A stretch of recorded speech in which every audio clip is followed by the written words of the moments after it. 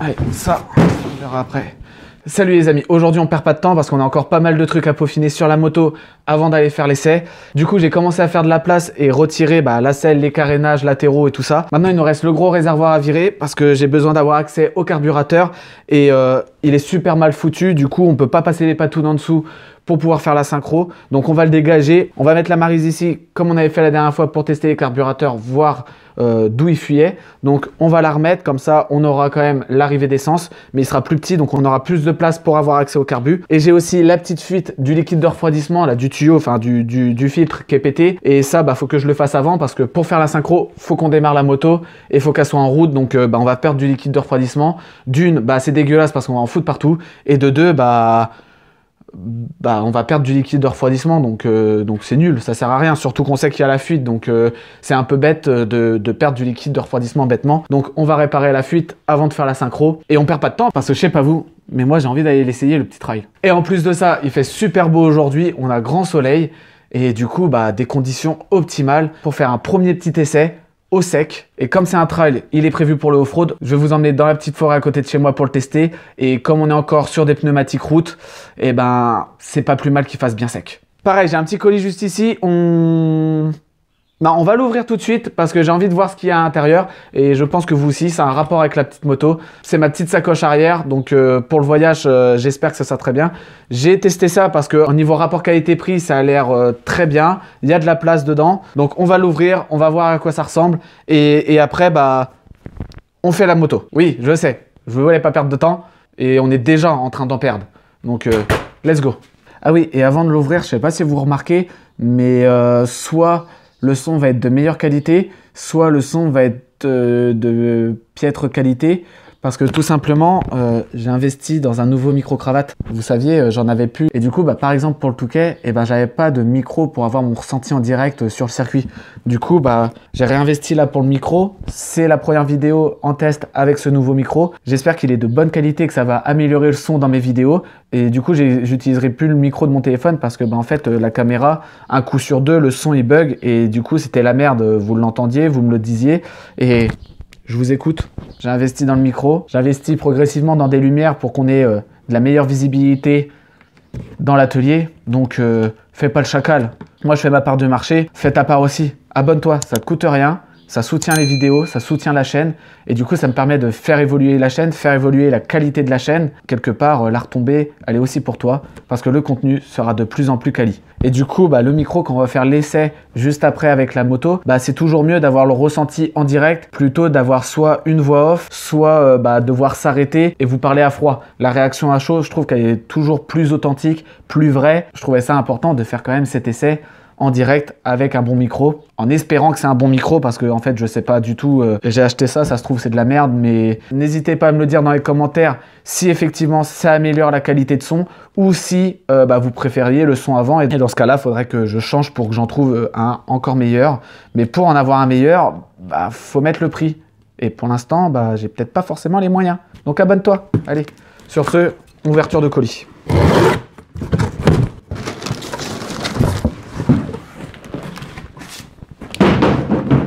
Déjà, ça a l'air un peu rigide. Alors, comment ça se propose ça? Alors déjà, vous avez une petite plaque rigide et... ouais, notre petite sacoche de voyage. Alors, c'est pas réellement des sacoches, c'est plus un sac de transport qui fait sacoche. Et je trouvais ça vachement intéressant. Du coup, en gros, voilà comment ça se propose. Alors vous voyez, ça vous fait un petit sac comme ça, tout en longueur, et ça redescend sur les côtés. C'est en gros un sac de selle, donc il va être disposé sur le porte-bagages et manger un peu sur la selle. Il redescend sur les côtés un peu comme des valisettes pour gagner de la place et qui tiennent bien en fait sur l'arrière de la moto. Et vous avez plein d'accroches, vous voyez, sur tout le long du sac. Pour y venir y rajouter des petites sacoches, des petits sacs. Vous pouvez remettre un sac par-dessus celui-là. Enfin bref, il y a plein de possibilités qui s'offrent à nous. Et il fait 70 litres. Donc logiquement, 70 litres, on ne sera pas trop embêté pour le road trip. Bien sûr, on va le tester avant. J'ai une sacoche de réservoir juste ici de 20 litres, plus mon sac à dos avec le camelback et tout ça. Je pense qu'on en aura largement assez pour pouvoir tout transporter pour voyager en trail. Et surtout, le revêtement, et ben il a l'air vraiment 100% étanche. Donc ça fait plaisir parce que si on fout nos fringues dedans et que c'est un sac qui est pas vraiment étanche, c'est un peu la mouise parce que si on se prend la flotte sur la gueule, bah nous on va être trempés et nos affaires de rechange, bah elles vont être trempées aussi. Donc c'est pas vraiment cool. On verra ça plus tard parce que bah de toute façon, tant que la moto n'est pas prête, tant que la moto n'est pas fiable, bah c'est bien beau d'avoir de l'équipement de road trip, mais si le principal il est pas là, bah on va pas pouvoir faire grand chose. Donc allez, on attaque quand même parce qu'on perd du temps. Et depuis tout à l'heure, on n'a toujours pas commencé. La vidéo, ça fait déjà 20 minutes et on n'a rien fait. Donc, au travail! Je m'engueule moi-même. C'est n'importe quoi. Bon, du coup, je vais retirer le réservoir et surtout retirer ce filtre de merde. Et on va pas se faire chier. Je vais directement monter une durite du carburateur jusqu'à la durite principale. Comme ça sera beaucoup plus fiable.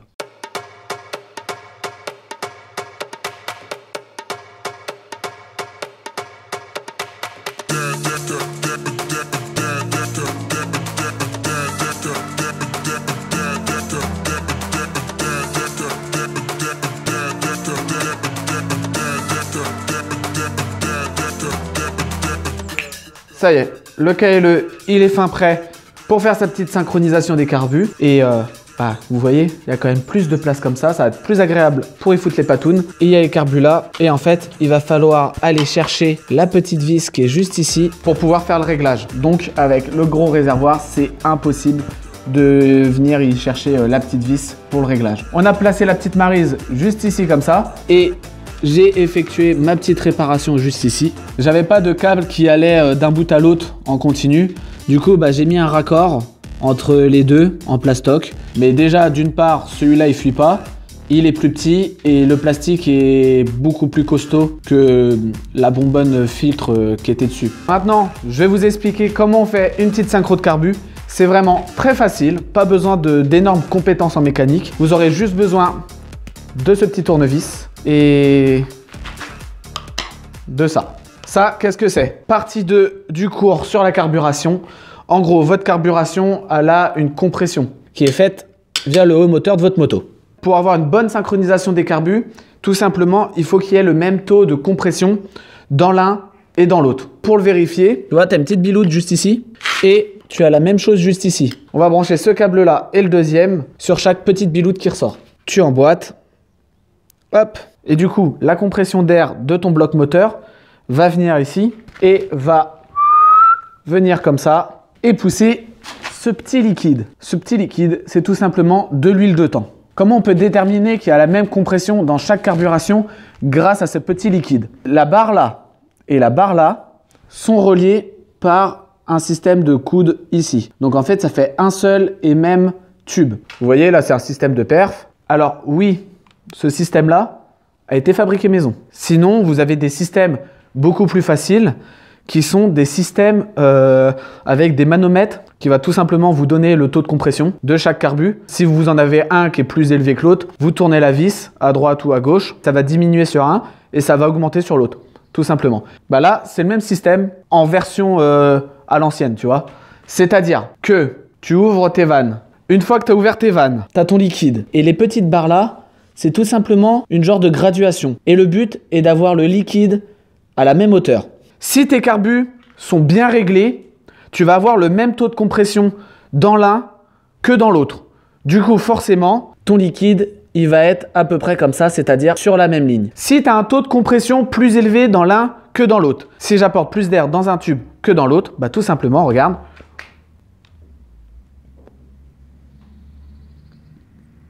L'huile sera donc plus élevée d'un côté que de l'autre. Ça veut dire que tu as plus de compression qui arrive ici plutôt qu'ici. Tu as un carbu qui est plus fermé que l'autre, tout simplement. Moi, j'ai un ami qui l'a fabriqué. Il fait tous ses réglages carbu avec.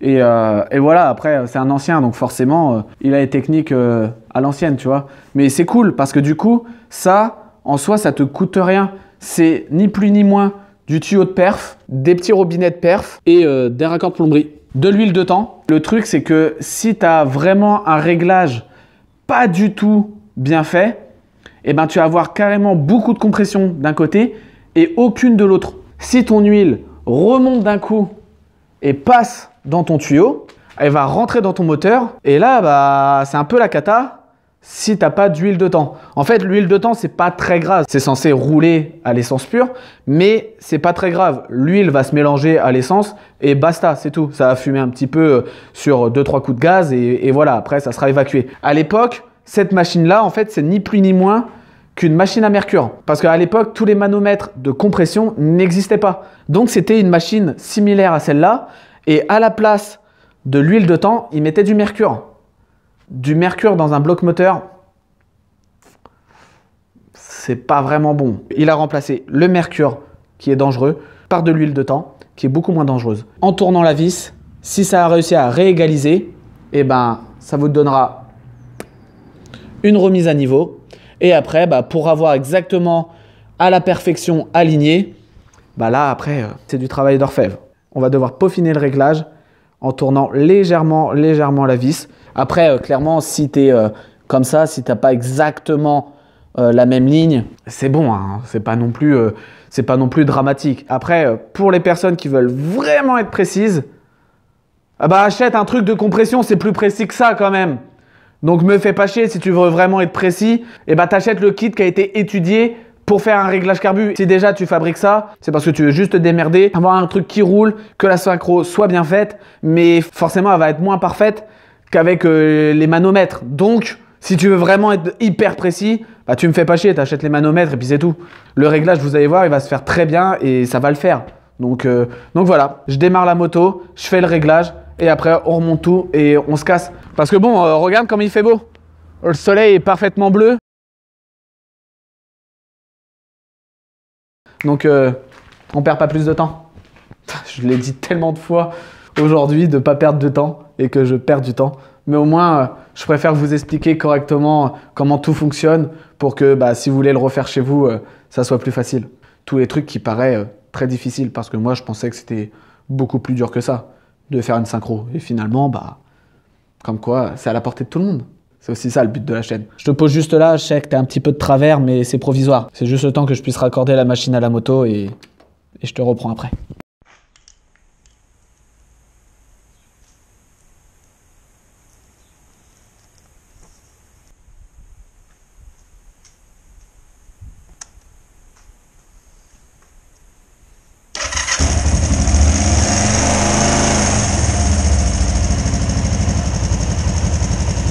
Pour faire la synchro, pensez à bien faire chauffer la moto et surtout avant de démarrer, j'ai fait l'erreur il y a 2 secondes, je voulais la faire chauffer avant de mettre les tubes. Mais en fait, si tu ne mets pas, ça dérègle totalement tout, la moto à 100 balles à moitié. Alors on entendait bien qu'il y avait de l'air qui sortait des carbus, elle tournait pas du tout rond et du coup elle était en train de chauffer mais pas du tout normalement. Donc super important, pensez à brancher les tubes avant de démarrer la moto. Et moi, vous voyez, j'ai des petits robinets juste là. Comme ça, avant de faire la synchro, tout simplement, je ferme mes robinets. Et comme ça, je suis sûr que pendant la chauffe, si les carbus sont pas synchronisés, l'huile, elle va pas monter et passer dans les carbus. Donc là, c'est bon, le temps que j'ai parlé à la chauffer. Donc on va ouvrir les robinets et on va voir ce que ça donne. Vous voyez là, ça descend et ici, ça monte. Donc les carbus ne sont pas du tout synchronisés. Alors la synchronisation se fait à 1000 tours minute, c'est-à-dire que la synchronisation se fait au ralenti comme ça. Vous pouvez entre les réglages donner un coup de gaz pour rééquilibrer le truc, mais du coup voilà, vous voyez bien la synchronisation, la moto tourne rond, mais la synchronisation elle n'est pas optimale. Donc on va peaufiner le réglage à l'aide de notre tournevis. Donc je ne sais pas dans quel sens faut la tourner, je vais commencer par la serrer, voir ce que ça donne. Ah, je sais pas si vous avez entendu, mais j'ai tourné un quart de tour, ça a changé directement le son de la moto. Et vous voyez cette fois-ci que ça monte, mais dans l'autre sens. Donc là, j'ai tourné dans le sens des aiguilles d'une montre, je vais faire l'inverse. Hop, là ça donne quoi? Alors vous voyez, ça peut aller très très vite. Hein.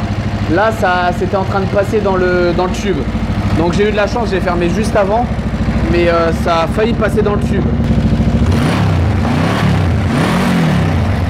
Alors là déjà ça a l'air d'être un peu plus équilibré, vous voyez ça remonte, mais ça remonte un peu de ce côté là mais beaucoup moins rapidement.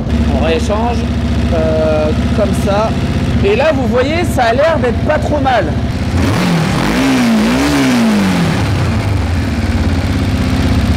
Et tu vois là, bon voilà, j'ai fini la synchro. Vous écoutez, le moteur est beaucoup plus calme, le moteur est beaucoup plus posé. Donc en gros, pour avoir une bonne synchro de carbu, il faut que vous soyez au ralenti constructeur. Donc pour moi, c'est 1000 tours minute. Donc il faut se mettre à 1000 tours minute. Et du coup, bah là, quand vous regardez, en fait, ça se rééquilibre. Et du coup, le seul truc que j'ai dû faire, parce qu'au début, je n'arrivais pas à bien régler, en fait, je tournais que la vis au milieu. Je ne voyais pas, mais ça faisait jouer aussi mon ralenti. Et du coup, ce qu'il fallait faire, c'était tourner un peu la vis. Ça augmentait mon ralenti. Il fallait que je règle ici pour redescendre mon ralenti. Et du coup, bah, maintenant que le ralenti est redescendu, que je suis bien à 1000 tours minute, quand j'accélère et que ça revient au ralenti, et ben vous voyez, il y a une synchro parfaite des carburateurs. Donc c'est bon, et on l'entend vraiment bien. La moto là, elle tourne super rond, on remonte tout, et on va aller faire un tour maintenant. Bon, je viens de me rendre compte après montage que la vidéo a déjà pas mal de temps. Donc j'ai peur que la vidéo soit trop longue si on rajoute l'essai de la moto. Je sais, je vous l'ai dit dans la vidéo qu'on irait tester, mais je vous ai dit aussi qu'il fallait pas perdre de temps. Je l'ai rabâché plusieurs fois dans la vidéo et malheureusement, on en a perdu pas mal. Rien qu'en montage, je suis déjà à plus de 15 minutes. Donc ce que je vous propose, c'est que on s'arrête là pour cette vidéo. Attends, avant de quitter la vidéo en disant « Tain, l'enfoiré », ce que je vous propose, on fait un petit deal. Moi, l'essai, je l'ai fait avec la moto. Il me reste plus qu'à la monter. Donc, ce que je vous propose, on est samedi 18h, du coup, maintenant 18h17, pour ceux qui suivent la vidéo à la sortie. Ce que je vous propose, c'est que demain, dimanche 18h, je vous sors l'essai. Genre dans la foulée. Bon, à une journée d'intervalle. Mais dans la foulée, je vous sors l'essai de la moto. Ok? C'est un bon deal, je trouve. Comme ça, la vidéo est pas trop longue et vous attendez pas 1000 ans pour quelque chose que je vous ai promis dans la vidéo. Donc voilà, je suis désolé, mais comme j'ai dit, j'ai pas envie de faire des vidéos ultra longues. J'ai envie que ce soit des vidéos que tu puisses prendre ton café de matin devant ton écran ou à ta pause de midi entre deux horaires de travail. Donc voilà. Mais vous inquiétez pas, la vidéo, elle est tournée, la vidéo est bientôt prête au montage et je vous la sors, promis, 24 heures après celle-là. Donc c'est-à-dire demain 18h. Donc si tu veux pas la rater, tu t'abonnes, t'actives la cloche. Comme ça, bah, t'es sûr. Au cas où, on sait jamais, tu vois, imagine, il m'arrive quelque chose, YouTube la supprime ou quoi, et elle peut pas sortir demain et elle sortira que mardi ou mercredi. T'inquiète, c'est pas prévu, mais au cas où, bah, active la cloche. Parce que si tu voulais vraiment voir l'essai, que tu voulais pas le louper, bah, au cas où, abonne-toi. Puis ça fait plaisir. Sur ce, on se dit demain, dimanche, 18h. Peace les amis.